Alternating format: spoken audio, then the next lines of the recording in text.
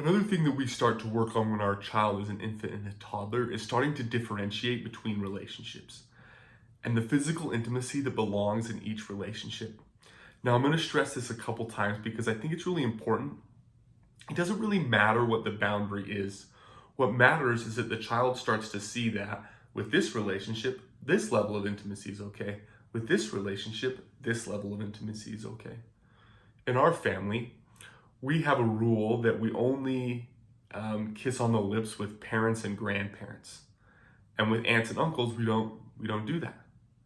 Now, again, it doesn't matter what really the boundary is, but that my child starts to understand that with this relationship, I give hugs. With this relationship, I don't. With this relationship, I give a kiss if I want to. With this relationship, I don't.